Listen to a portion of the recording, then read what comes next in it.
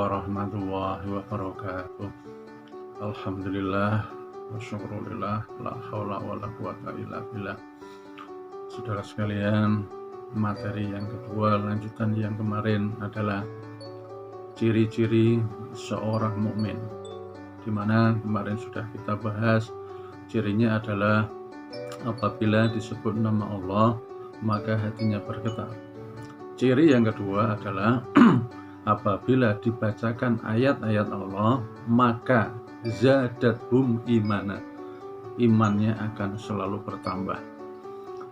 Kita tahu bahwa yang namanya ayat Allah bisa yang berupa ayat qauliyah, yaitu yang terdapat dalam mushaf Al-Quran itu namanya ayat-ayat qauliyah. Ada juga yang bersifat ayat-ayat kauniyah, di mana semua ciptaan Allah, maka itulah ayat yang seharusnya kita baca. Maka hanya orang-orang tertentu yang bisa membacanya, sedangkan sebagian orang lain sudah diberitahu, sudah dibacakan ayat-ayat Allah itu, tetapi banyak yang tidak bisa membacanya. Apakah ayat-ayat Allah itu? Ketika kita berbicara dalam skala yang besar, maka ciptaan alam semesta ini itu adalah ayat-ayat Allah yang harus kita bisa membacanya. Contoh yang kecil bisa juga yang terdapat di dalam manusia, bisa juga yang terdapat di dalam tumbuh-tumbuhan, bisa juga yang terdapat di dalam semut, di dalam hewan. Misalnya kita bisa melihat hewan yang kecil, misalnya kita melihat semut, maka di dalam hati kita akan mengatakan subhanallah, Allahu Akbar, Allah sangat maha besar, maha tinggi ketika menciptakan semut itu. Bagaimana kalau kita teliti, ternyata di dalam semut itu kok bisa bergerak, kok bisa hidup, seberapa besar jantungnya, seberapa besar paru-parunya, seberapa besar ginjalnya, dan seterusnya. Maka ketika kita masuk ke dalam terus, maka semakin nyatalah bahwa diri kita adalah manusia yang sangat lemah, bahwa Allah lah yang maha besar. Ketika kita berbicara tentang tumbuh-tumbuhan, sekarang sudah muncul banyak buah-buahan misalnya di bulan Ramadan, maka kita bisa melihat ada bermacam-macam buah-buahan di situ.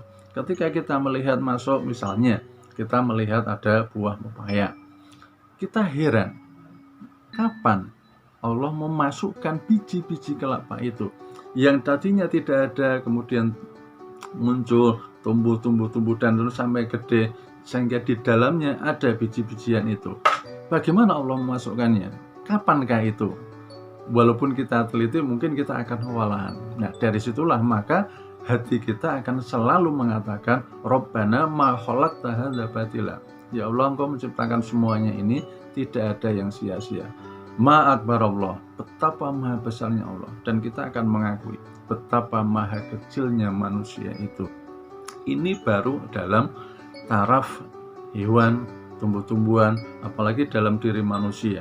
Sekarang ini pun sudah Allah membacakan ayat-ayat Allah ketika Allah menciptakan makhluk-makhluk yang super kecil, bahkan lebih kecil daripada semut. Apa itu?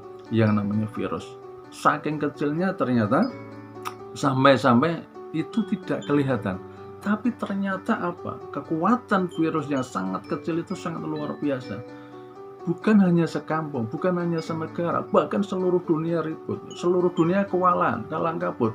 Mereka yang selama ini menyombongkan dirinya, mereka yang selama ini merasa dirinya adik kuasa, ternyata dengan makhluk sekecil itu saja sudah nggak bisa apa-apa. Kenapa? Ternyata manusia sangat lemah. Ketika menyadari itu, adakah di dalam diri kita, adakah di dalam hati kita yang ingin merasa lebih baik, menjadi lebih baik daripada orang lain, menjadi yang super dan seterusnya? Ternyata manusia tidak punya daya dan kekuatan apa-apa. Ternyata manusia hanya bisa mengatakan sami'na wa ata'na. Maka jangan sekali-kali diri kita merasa menjadi lebih baik daripada orang lain. Tidak bisa, karena yang menilai adalah Allah. Sekali lagi, dengan adanya virus ini akan memunculkan sifat tawadhu, sami'na wa ata'na, terhindar dari yang namanya sombong dan takabur. Na'udzubillah min dzalik. Billahi taufiq wal hidayah. Assalamualaikum warahmatullahi wabarakatuh.